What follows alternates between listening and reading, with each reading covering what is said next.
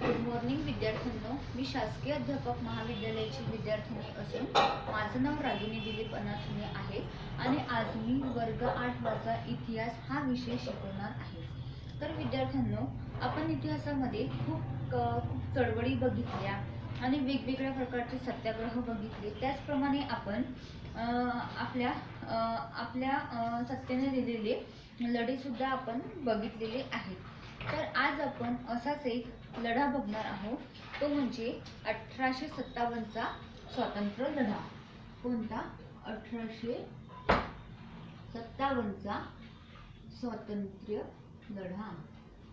तर 1857चा स्वातंत्र्य लढा कसा झाला व त्याची कारणे काय, म्हणजे हा लढा होण्यामागची कारणे काय, तर ते आज आपण बघणार आहोत। तर बघा विद्यार्थ्यांनो, 1857 साली काय होतं तर इंग्रज सत्तेला हादरून टाकणारा मोठा लढा भारतात झाला। म्हणजे जी इंग्रज सत्ता जे इंग्रजी सत्तेचे जे राज्य स्थापन होते त्यांना हादरून टाकणारा भारतामध्ये एक मोठा लढा झाला। आणि हा लढा काही अचानक घडला नाही, त्यापूर्वी भारतात इंग्रजांविरुद्ध खूप मोठ्या प्रमाणामध्ये लढे करण्यात आले। म्हणजे इंग्रज लोकांची जी आपल्या भारतावर सत्ता होती, तर ते इंग्रजी लोक काय करत तर आपल्या भारतातील जी जनता होती, म्हणजे गोरगरीब जनता होती, त्यांचे मोठ्या प्रमाणामध्ये ते शोषण करत असत, त्यांना त्रास देत असत।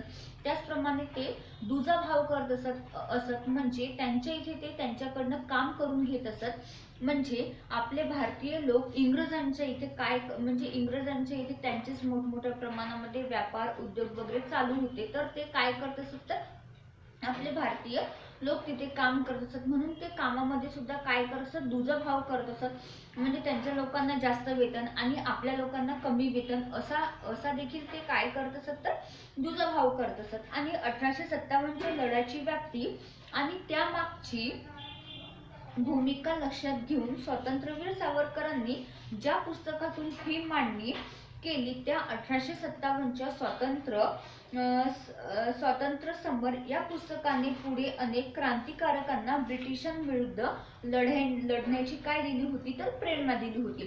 तर स्वातंत्र्यवीर सावरकरांनी काय केलं होतं, 1857च्या स्वातंत्र्य समर या पुस्तकामध्ये त्यांनी आणखी इंग्रजांविरुद्ध लढण्याची त्यांनी काय दिली होती तर प्रेरणा दिली होती।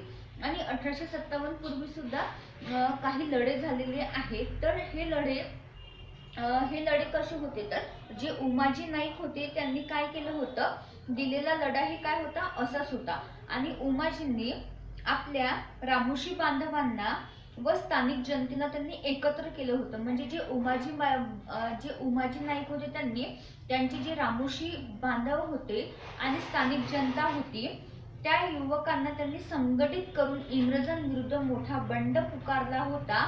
आणि त्यांनी एक जाहीरनामा काढून इंग्रजांविरुद्ध लढा देण्याचे व इंग्रजी सत्ता झुगारून टाकण्याचे आवाहन केले। म्हणजे उमाजी नाईक यांनी काय केले तर इंग्रजांविरुद्ध त्यांनी लढा पुकारला। तर तो लढा कसा पुकारला, त्यांचे जे रामोशी बांधव होते आणि जी सामान्य जनता होती त्यांना संघटित करून इंग्रजांविरुद्ध म्हणजे इंग्रजी सत्ता झुगारून टाकण्याचे त्यांनी आवाहन केले। आणि पुणे, सातारा, अहमदनगर, सोलापूर, नाशिक इत्यादी भागात त्यांनी आपला दरारा निर्माण केला। म्हणजे हे काही जे भाग होते तिथे त्यांनी आपला दरारा निर्माण केला। आणि 1832 मध्ये कंपनी सरकारने उमाजी नाईक यांना अटक केली, त्यांना पुणे येथे फाशी देण्यात आली। नंतर त्यांनी लढा म्हणजे काय तर एखाद्या आपल्या स्वातंत्र्यासाठी किंवा आपल्या हक्कासाठी जेव्हा आपण लढतो त्याला आपण काय म्हणतो तर लढा म्हणतो। परंतु त्यांनी काय केलं तर उमाजी नाईक यांना अटक केली आणि त्यांना फाशी दिली। तर त्यांना काय करण्यात आली तर फाशी देण्यात आली। आणि 1857 सालापूर्वी देशाच्या निरनिराळ्या भागात काय होते तर जमीनदार आणि राजे रजवाड्यांनी सुद्धा लढे दिले होते। तर त्यांनी काय केलं तर ईस्ट इंडिया कंपनीच्या फौजेत अनेक भागातील भागातील सैनिक होते. म्हणजे जी ईस्ट इंडिया कंपनी ही कोणाची होती तर इंग्रजी सत्तेची होती. तर ईस्ट इंडिया कंपनीच्या फौजीत काय होते तर अनेक भारतीय सैनिक होते. म्हणजे आपले भारतीय सैनिक त्याच्यामध्ये होते. तर कंपनीकडून त्यांना आपल्याला इथे दिसून येते की ते दुजाभाव कसे करत होते. तर कंपनीकडून त्यांना काय दुजाभावाची वागणूक दिली जात असे. म्हणजे त्यांचे वेतन व भत्ते इंग्रजी सैनिकांच्या तुलनेत अत्यंत कमी होते. म्हणजे इंग्रजी सेना जी होती त्यांचे भत्ते व त्यांचे वेतन हे भारतीय लोकांच्या तुलनेत हे म्हणजे चांगले होते. म्हणजे भारतीयांचे कसे होते तर कमी होते, म्हणून अत्यंत अल्प होते. म्हणून 1806 साली काय झालं तर वेल्लोर येथे आणि 1824 साली बराकपूरच्या उठावाने उग्र रूप धारण केले. म्हणजे त्यांच्यामध्ये म्हणजे भारतीय सैनिकांमध्ये एक प्रकारचा असंतोष निर्माण झाला, कारण की त्यांना ईस्ट इंडिया कंपनीमध्ये दुजाभावाची वागणूक दिली जात होते. तेव्हा सुद्धा त्यांनी लढ्याला काय झाले तर उग्र स्वरूप प्राप्त झाले. तर हे सर्व लढे त्या परिसरात झाले. म्हणजे हे जे काही लढे होते हे काय झाले तर त्या परिसरामध्ये झाले आणि ते स्थानिक स्वरूपाचे व एकाकी होते. म्हणजे ते तेवढ्यापुरतेच मर्यादित होते व एकाकी स्वरूपाचे होते. इंग्रजांनी काय केले तर बळाचा उपयोग करून हे लढे काय केले तर मोडून काढले आणि लोकांचा असंतोष दडपला गेला. म्हणजे इंग्रजांनी काय केलं त्यांची ताकद त्यांच्या बळाचा उपयोग करून हे सगळे लढे काय केले होते तर मोडून काढले होते आणि त्यांचा असंतोष काय दडपला गेला होता. म्हणजे त्यांच्यामध्ये जो असंतोष निर्माण झाला होता तो दडपला गेला होता. पण तो नाहीसा झाला नाही. परंतु तो असंतोष नाहीसा झाला का नाही तर भारतीय सैन्याच्या मनामध्ये कुठेतरी असंतोष हा होताच, परंतु तो तेवढापुरता हा दडपला गेला होता. आणि हा वणवा 1857च्या स्वातंत्र्य युद्धात भडकला आणि जेव्हा 1857चे स्वातंत्र्य युद्ध झाले तेव्हा हा वणवा काय झाला तर मोठ्या प्रमाणामध्ये भडकला आणि ब्रिटिश कंपनी सत्तेविरुद्ध अनेक ठिकाणी लढे उभारले गेले. आणि जी ब्रिटिश कंपनी होती त्यांच्या सत्तेविरुद्ध काय झालं मग अनेक ठिकाणी मोठमोठ्या प्रकारचे लढे उभारले गेले आणि दारूच्या कोठारावर ठिणगी पडावी आणि त्याचा मोठा स्फोट व्हावा अशी अवस्था झाली. म्हणजे जशी दारूच्या कोठारावर आपण बघतो ठिणगी पडते की मोठा स्फोट होतो, तर त्यावेळेस पण अशीच अवस्था तेथे निर्माण झाली होती. आणि भारतातील विविध वर्गांमध्ये साठलेला जो असंतोष होता या लढ्याच्या रूपाने बाहेर पडला आणि त्यांचा उद्रेक हा अभूतपूर्व अशा सशस्त्र लढ्याने झाला. आणि त्याचा उद्रेक म्हणजे जे भारतीयांच्या म्हणजे ईस्ट इंडिया कंपनीच्या विरोधात भारतीयांच्या मनामध्ये काय होता तर एक प्रकारचा हा असंतोष निर्माण झालेला होता. परंतु ब्रिटिश कंपनीने काय केलं त्यांच्या बळाचा उपयोग करून त्यांनी त्यांचा असंतोष म्हणजे पूर्णपणे दडपला गेला होता.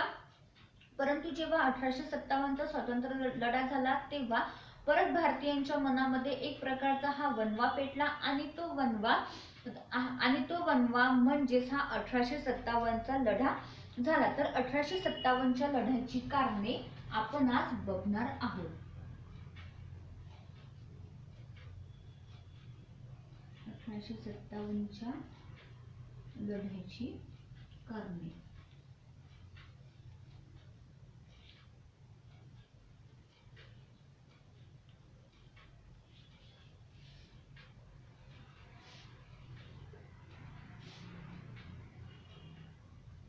तर पहिलं कारण आहे त्याचं ते आहे आर्थिक कारण. तर आपण बघूया.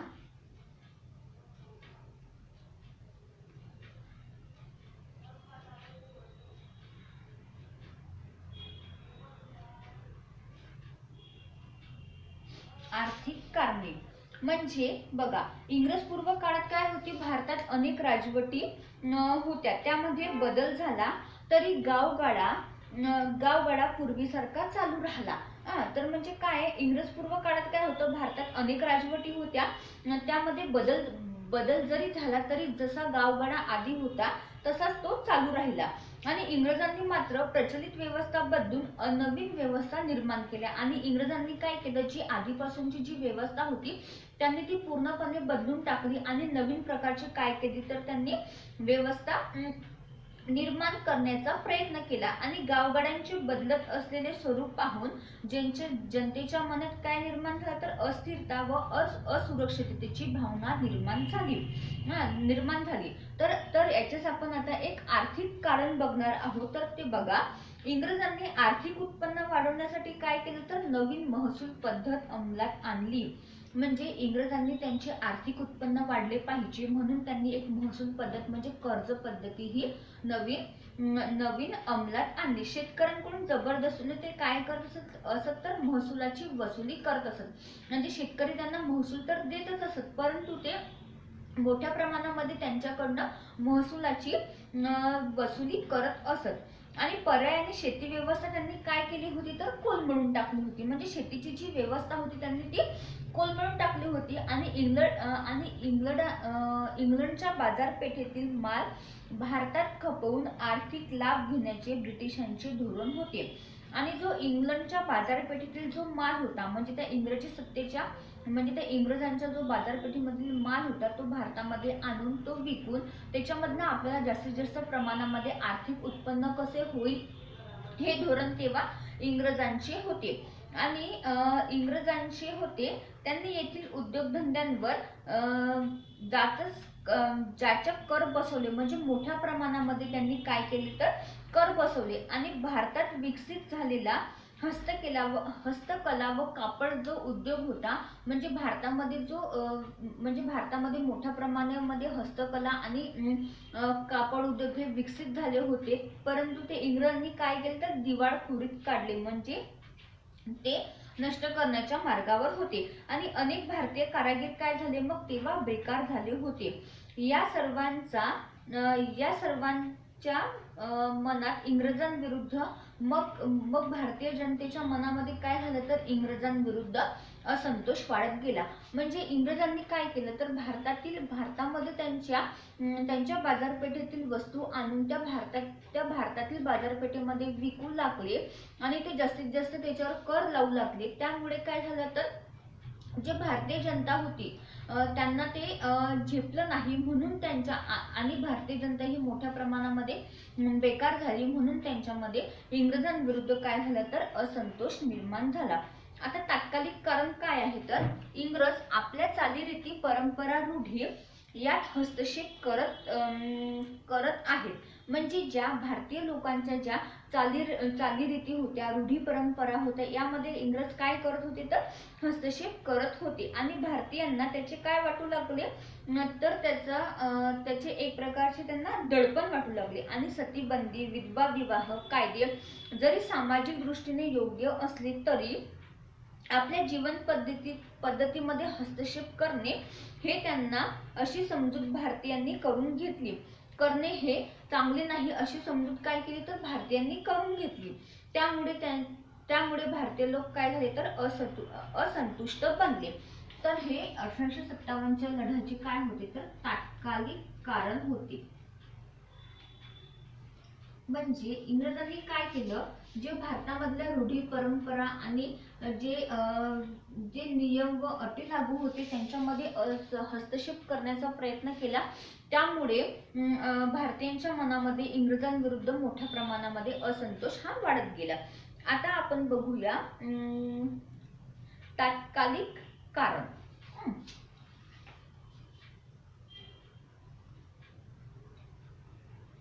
आता आपण बघूया सामाजिक कारण.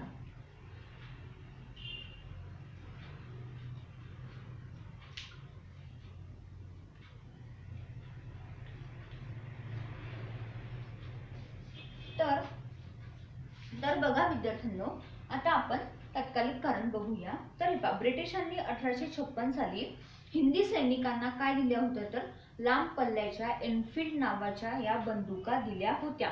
म्हणजे जेव्हा हिंदी सैनिक हे भारतीयांनी इंग्रजांच्या सैन्यामध्ये होते तेव्हा त्यांनी हिंदी सैनिकांना लांब पल्ल्याच्या एनफील्ड नावाच्या त्या बंदुका दिल्या होत्या आणि त्यात वापरणारी जी काडतुसं होती ती त्या काडतुसावरील आवरण दाताने त्यांना तोडावे लागत असे आणि त्या आवरणाला काय होते तर गायची आणि डुकराची चरबी लावण्यात आली होती अशी बातमी काय झाली तर चहूकडे पसरली.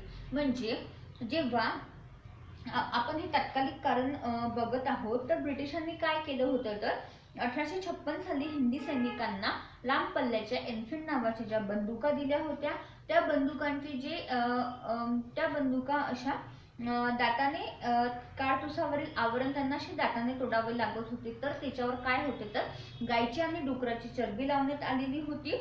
तर अशी बातमी त्या सैनिकांमध्ये पसरली कारण की त्यामुळे काय झालं तर हिंदू व मुस्लिम सैनिकांच्या धार्मिक भावना या दुखावल्या गेल्या आणि त्यांच्यामध्ये काय झालं तर असंतोष हा निर्माण झाला. तर विद्यार्थ्यांनो आज आपण बघितलं 1857च्या लढाईची कारणे. तर 1857च्या लढाईची कारणे कोणकोणती आहेत तर आर्थिक कारणे, तात्कालिक कारणे आणि सामाजिक कारणे. तर विद्यार्थ्यांनो यावरील तुमचा गृहपाठ असा आहे की 1857च्या लढाईची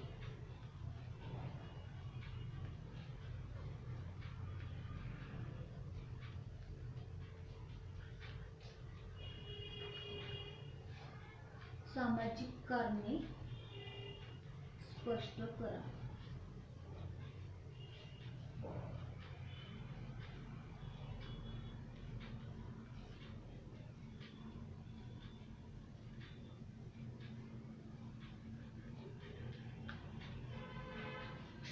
व्हिडिओ आवडल्यास लाईक करा, सबस्क्राईब करा आणि कमेंट्स करा. धन्यवाद.